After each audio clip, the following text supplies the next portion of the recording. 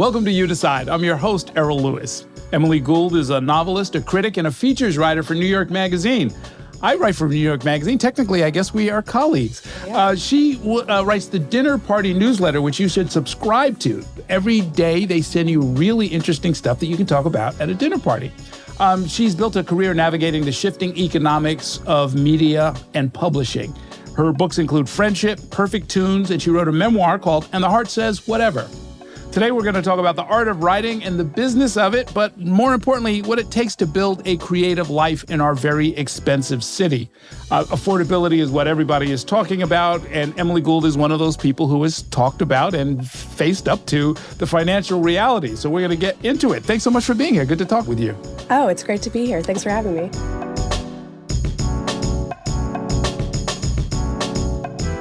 So now, like many other ambitious young people, the first question is, what made you decide to get into this racket? What made you think New York was a place for a young, aspiring writer to be?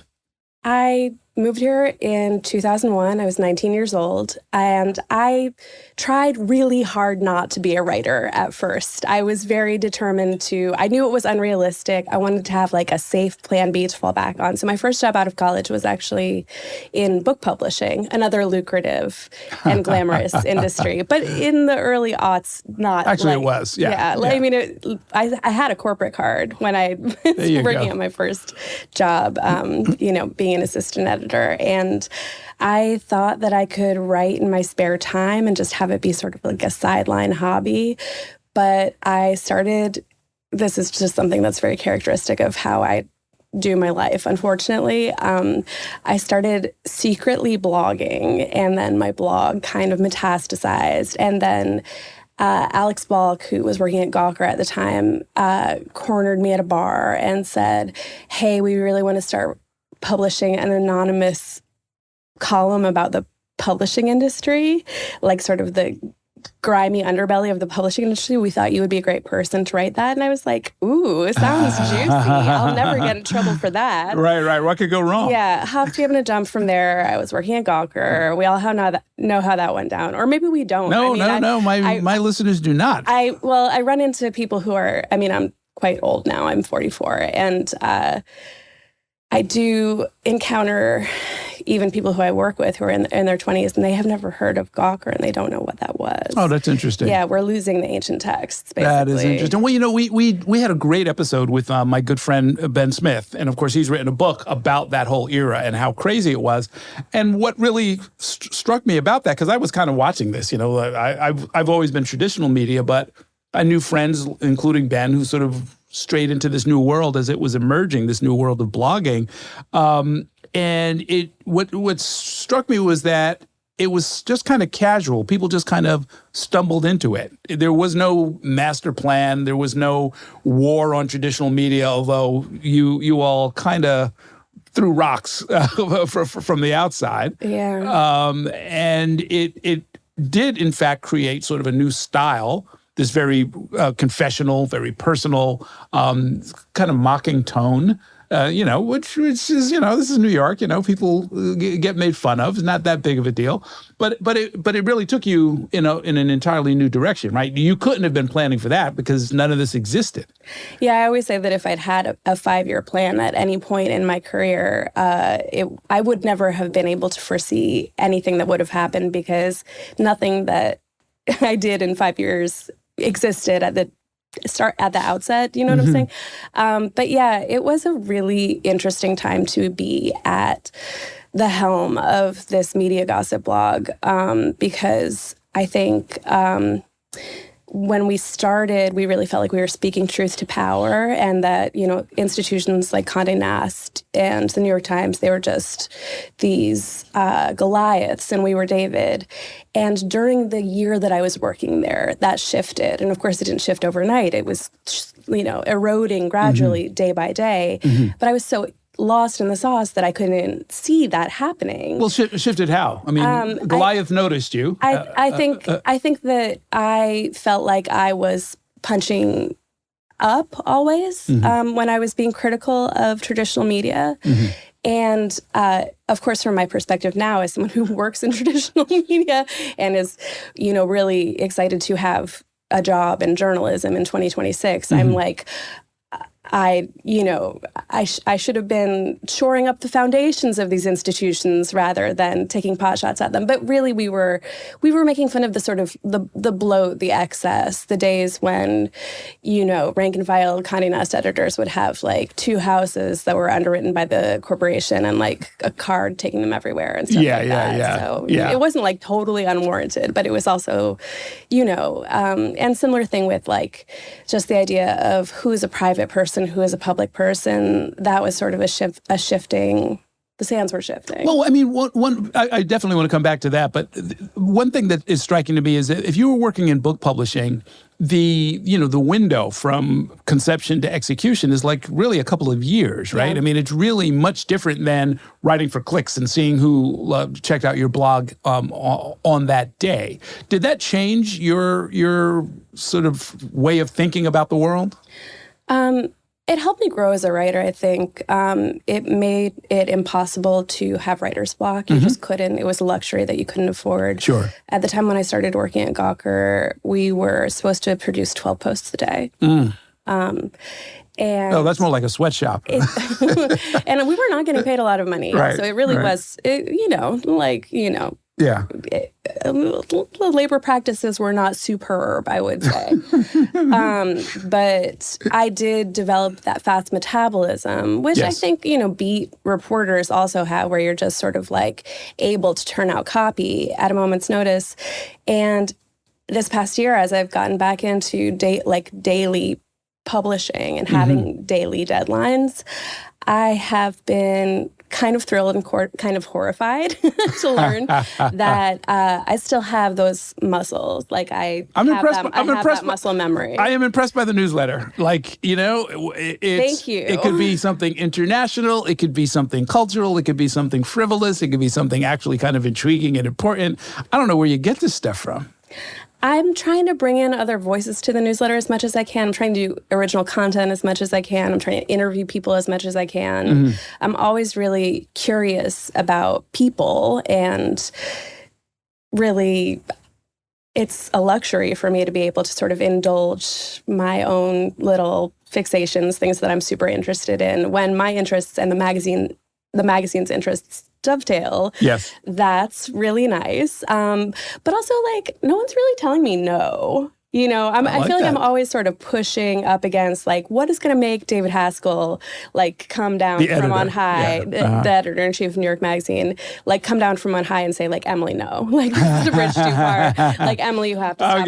You have to stop writing about heated rivalry every day. Like, it's been, 3 months now. They put it on the cover, so I think we're done now, right? I mean, I'm hoping that I'm done. Okay, very good.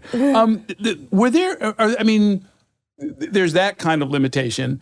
Are there any even internally generated limits where you say, even as somebody who has been very forthcoming about your personal life and what's going on with you financially and medically and every other way, where you say, you know what, maybe I don't necessarily want to share this with the whole wide world? Oh yeah, I mean, I have boundaries. I think my boundaries are probably a little different than most people's, but there's stuff that I won't talk about in my writing, even in pieces that are, my longer essays, like reported essays that are about my marriage or my mental health or, aging, things like that. There is stuff that I decide that I want to leave out. And even sometimes I will say to my editors, and, my editors will be like, ooh, can you like dig a little deeper here? Can you like turn the volume on this, quiet thought up to 100? And I'll just be like, no, I'm really not comfortable doing that. And when I was 26, obviously, I didn't know that saying no was an option when people in positions of authority asked me to do something. Yeah. So, yeah. I really enjoyed your take on what happened in the famous interview with Jimmy Kimmel, or encounter, I should say, with Jimmy thank you. Kimmel. I worked really hard on that piece with a great editor named Molly Fisher, she used to work in New York Magazine, and she's now a writer in the New Yorker. But honestly, I went back and looked at the 5-minute encounter, and if I hadn't read your take on it, it wasn't that bad. It seems not that bad now. Right. I think you have to go back to that time and culture and just try to see it from that lens. Well, let's explain to people what we're talking about. Oh, sorry. Gawker used to have something, the Gawker Stalker Map, is that what it was called? Something It was unfortunately called that. Yeah, yes. yeah. And it was a chance for people, this was at the dawn of sort of the digital revolution. And so people were encouraged to say, hey, I saw so-and-so, getting coffee or, at a bar or at a club. It's what Demois does now. And you would post it, and there'd be a nice little map and whatever. And notwithstanding the fact that there were, significant gaps between when you'd get this information and when you would post it, over on the West Coast, where they take privacy very, very differently, the celebrity culture out there is very, very differently. You actually, without knowing it, walked into a studio and were being interviewed by 4 angry white men led by Jimmy Kimmel, who were accusing you of setting people up to possibly be murdered or hurt, and they trashed the site, they trashed you, and it was pretty bad. Now you smiled and laughed through it, and I will say, in hindsight, again, if I hadn't read your essay, I wouldn't know that you were feeling horrible throughout the whole thing. You seemed pretty nonchalant about the whole thing, as if you were kind of giving it right back to them, and they seemed, and again, in hindsight, somewhat clueless about where the world is going, or where there's GPS everywhere, and people have cited celebrities since forever. It's just on a different platform now. Yeah, no, I mean, in 2008, 9, whenever that happened, I think public perception was a lot more like, you are the paparazzi who hounded Princess Diana to death. And nowadays, we're all sharing our location and posting things on Instagram constantly, and it just doesn't compute that would have been scandalous at all. And I just, I had terrible timing and terrible luck, I think, with that. It's kind of bananas. The other thing that I walked into that situation. It was really messed up, actually. The producer did not tell me what the segment was going to be about. They said that it was going to be about celebrity culture. Fine, whatever. My bosses threw me to the wolves. And I was on a remote, and I didn't have a monitor set up in front of me, so I couldn't even see their facial expressions. I think I seemed nonchalant through most of the segment because I didn't know they were being serious. Right. And then you can sort of see on my face that it's dawning on me that it is serious. And at that point, I just looked like a deer in the headlights. And you did fine. You done good. It's nice of you to say that. Yeah. I think you achieved something that in the old Gawker culture was exactly what you were trying to show, which is that, Jimmy Kimmel, from the Man Show, right? Like you tell jokes for a living. You want to try and lecture people about how serious life is. Take it easy, right? Take it easy. And as you point out in it, it's like you guys have got piles of money to defend yourself, please. When people hear novelist, writer for New York Magazine, I teach journalism, have for quite a while now. You are living the life that a lot of young people want, that you're able to write books and get pretty good advances for them, reportedly. You are able to get your work out. You've been on digital platforms. You've been on television. You've got a family. You've got a successful husband. But you've also written about how financially it's still kind of precarious. Yeah, I mean, neither my husband nor I comes from any kind of generational wealth. We're working writers where he teaches at the journalism school at Columbia. I work at New York Magazine. I wouldn't say the advances that we get for our books are, I'm very grateful that people are willing to publish our books. But I think both of us sort of feel like our books are something that we have to sort of like squeeze in around the margins of our other jobs. So there's sort of like I don't want to say hobbyistic because we care a lot about the books that we're writing. But, at any given time, Keith Gesson, my husband, has more jobs than I do. I guess I have really just 2 jobs. I'm working on a book and I'm doing my job. Right. and he's teaching at Columbia. He's writing for the New Yorker, and he's also working on a book about Russia. So he has 3 jobs, and, and I have 2 jobs. I assume this is public, or they wouldn't have put it in my notes. I mean, I'll show you our tax returns. I am very transparent about this. I mean, you sold a book in progress for $200,000, which is $170 after commission. You got to pay the agent. Wait. These are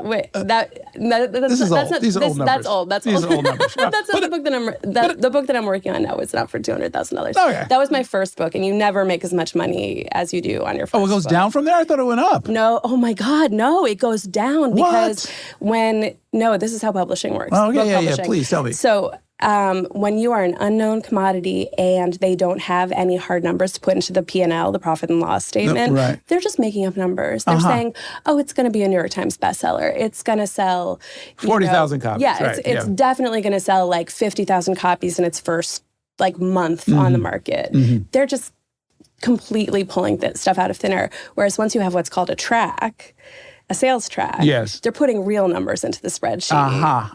And so it's gonna go down from there. I got it. Okay. And if you can manage to sell a book at auction and have the publishers bid against each other, that can inflate That's the magic, the price, artificially. But then, sometimes it's better to get a more modest advance and then have the potential to earn out the advance and get royalties and then have like a steady stream coming in for as long as the life of the title. What do you think about the smaller houses where that's the business model, right? Like in the Johnny Temple at a Kasich, where it's a small advance, but you're getting royalties fairly quickly. I think that makes a lot of sense for books that are, not every book can or should be a mega seller, and for something that has like a dedicated, niche audience. Mm-hmm. Yeah, I think it makes a lot of sense to accept a more modest advance, knowing that you're going to earn out that advance and then start to get royalties. Got it. So for somebody who's an aspiring writer, if they are getting, say, $100,000 advance, which sounds like a lot of money, assuming it's not taking you 5 years to do it, it's actually a pretty good deal, right? Yeah, but the problem is inevitably it is taking you 5 years to do it, because unless you're writing as your full-time job, you're working at a job most of the time. You don't have time to. The last time I sold a book, I think, was 2023. And I'm so far from finishing that book still. By the time I actually get the second, that's the other thing, the payment, however much it is. This is installments, right? Let's say I got $125,000. I'm not even sure if that's what I got, but probably it is something in that ballpark, So I don't get the second tranche of that money until I turn in the draft that is and I get an on acceptance payment if that draft is accepted, and then I get another payment on publication. And sometimes your advance is chunked up into even smaller increments. And of course, you're paying your agent 15%, you're paying freelancer taxes, so that's a quarter of it that's going to the IRS. It's starting to seem like you're really making less than minimum, definitely less than minimum wage. Sure. Hour by hour, now you're splitting up like $75,000, $80,000 over 2 years. You just can't ever think of it like that. It's just not a good way to think.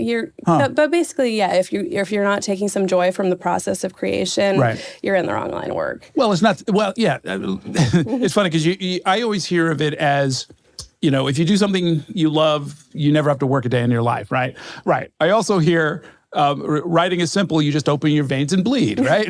Like it's not fun. And, to the extent that I've been writing since I was a teenager, it's like, I would never do this if people didn't pay me. It's much too hard to try and write well, to just kind of do it as a hobby, right? It's nobody's hobby. When you talk about the public scrutiny, sometimes getting to you and maybe thinking maybe this isn't worth it, is that something you try and sort of balance against your need or desire to continue to write? I used to think about that a lot. It has been hard. There have been times when it's been especially hard, and the sort of cost-benefit analysis has not been, the math has not worked in my favor all the time. But I think just especially for the past handful of years, I think especially since I've been full-time at New York Magazine and I have that sort of institutional support that, God, I feel like I'm like kissing my manager's butts right now, but I do feel really lucky that I have, that support of this institution. I really like my coworkers and I really like my editors. And I never had that before in my career. And it makes a huge difference because I feel like, even if I publish something and half the people who read it hate it and half the people who read it love it, the people who worked on it with me, they're experiencing it alongside me. Like it's not something that I'm totally experiencing in a vacuum. And that makes it a lot easier to take the criticism, I think. Mm-hmm. You are wired into the city so that, moving to Iowa and, sort of sending in your pieces remotely is not really an option, right? I mean, people do it. There are New York Magazine reporters who during the pandemic moved to Portland, Oregon, or Kansas City, Missouri. Please tell me about it. The number of journalists who I'd known for decades who never told me they had a country house, and all of a sudden they're sending stuff. I'm like, wait a minute, what's that in the background? Mm-hmm. They're like, oh yeah, we're up in, we're in upstate New York or we're out in the Hamptons. I was like, man, people have been doing really well, I guess, or borrowing money or something. Or their parents. It's always the parents. It's always the parents. No, very true. Very true. Yeah, I think, fortunately or unfortunately, Keith and I, my husband and I, are both really committed to living here. I mean, we love it. We can't imagine ourselves anywhere else. I have a really good friend who's a super successful and talented writer who lives in Baltimore, and she has been letting me crash at her house in Baltimore to get chunks of writing done. I'll take a week off work and I'll go down there and I'll just focus on nothing but my book for eat, sleep, and breathe it for a week. And during those moments, I'm like, I could live in Baltimore. I live in Baltimore. I love Baltimore. Everything's great in Baltimore. But I think I only feel that way. I mean, Baltimore is actually objectively pretty great. But I do also feel that way because in Baltimore I have no domestic responsibility. Right. Somebody else is worried about shoveling the walk and everything else, right? Exactly. I have never cooked a meal in Baltimore, so it's not a real experience of. Yes. Other places have their charm, but New York City is home. So I mean, when we see the Mamdani phenomenon, where he made affordability and the ability to make it in New York really the centerpiece of a successful campaign, and he's now building public policy around it, or trying to. He's talking about people like your younger self and maybe your current self as well, right? Does it sound like he's on the right path as far as you're concerned? Oh, I'm so excited to see him already fulfilling campaign promises that he made that people laughed at him about. I mean, childcare, that would have helped us enormously. Oh my God. Just having those programs in place when my kids were little would have saved us a giant amount of money. I think that is the thing that has really made it almost impossible for us to have savings. I mean, that and the fact that we pay market rent. We don't have a rent stabilized apartment. So, but we're slowly and steadily saving our pennies, and maybe by the time our kids are in college, we'll be able to, afford to actually buy an apartment. But I'm trying really hard right now to just be content with what I have, which is not nothing. A while ago, our car, which is a 2010 Volvo sedan. It seemed as though the engine had breathed its last. Right. And it has more than 100,000 miles on it. No doubt. The car after 16 years, it's lived a full life. It's lived on both coasts. This car has stories to tell. Right. And Keith took it really hard when we thought that we. It's not like a dog you have to put down or something, right? I took a day to mourn the car, and then I was like, well, okay, we're gonna have to buy a new car, Yeah. But Keith, I think, really felt a way about it because he to him, that was like the thing that was ours, like the thing that no one could take away from us, a thing we owned, you know? And because we really don't, other than that, it's like, what do we have? Like a couch, you know? Literally, we have a couch, we have a table, but the table actually belongs to a friend who said that if we're ever thinking of getting rid of it, like we should check with her first. So it's like, give it back to her. So she's on loan, right? Like it was sitting in her basement, and because she didn't really have a space for it in her house. And I'm supposed to check with her if we're not going to need this table anymore.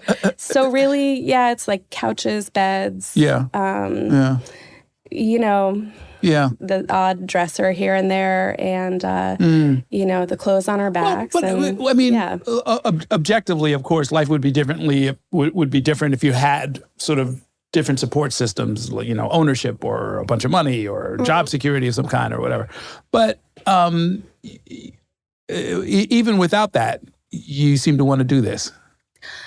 Well, what else? What else am I going to do? You can go sell insurance or something. I don't know. I mean, I have you go back to book publishing. I've tried. I really have tried. I mean, you know, I've occasionally had gigs where I was like doing consulting for like some tech company that thinks they need an editorial director for like the year before the tech company figures out that they don't need an editorial director. They just need like a head of sales.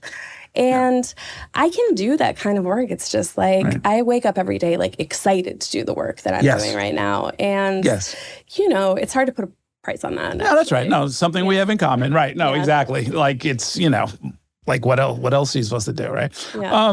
If you could give yourself some advice, or I should say some advice to today's 23-year-olds who are sort of like trying to get their feet wet, trying to figure out what to do, what not to do, whether or not to try and start a life even without all of the social supports in a much too expensive city, what would you tell them?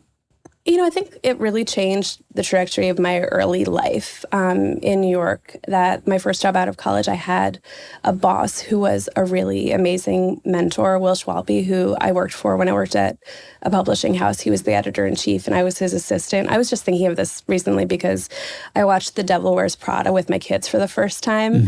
And I was like, no, you have to understand, like, she loves Miranda. She's, you know, they have actually a good relationship. It's an abusive relationship. Right. You know, she's getting a lot out of this. And not that Will ever, you know, made me pick up his dry cleaning or threw his coat down on my desk. But there was a little like light hazing when I was easing into that job. I remember having to be at my desk at 9, and like if I was there at one moment after 9, it was like I would be getting like the silent treatment for the rest of the day, basically. Wow. I also had his personal trainer's phone number memorized. I might still have it memorized. Anyway, I love Will. We're friends. But it was amazing to have a mentor who actually cared about me as a human being and who wanted to see me succeed and who was sort of like a guidance counselor in a lot of ways. And I think if you can find a job where you really respect the person who you're working for, you don't always have a choice about your first job. You know, you got to take the job that is available. But just try to find a situation, even if it's not like the most prestigious place where you're working. If you have the choice between working at like the more rinky-dink publication where you're going to be with someone who really mentors you, or somewhere that's very, you know, hoity-toity where you're just going to be like another cog in the machine. Just don't be the cog. Like it's not going to work out as well. Go work at Hellgate rather than working at like, you know, Condé Nast, whatever Condé Nast magazine still exists. I will second that, by the way. I turned down an offer from the Wall Street Journal in order to go work at a startup newspaper on Joralemon Street in Brooklyn for $150 a week. And, you know, never looked back, never regretted it, was very, very, very broke, even when I was working, which didn't even last that long. But it's the right move, right? So you can learn stuff, you can do stuff, you can, you know, get yourself grounded. So, well, listen, thank you very much for giving some advice to these young people. Thanks for the dinner party column, and we'll talk again soon. Thank you.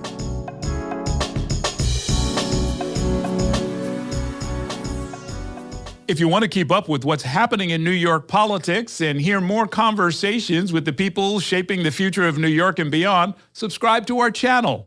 And let Spectrum News be your resource for balanced, in-depth political coverage, elections, and issues that matter to you.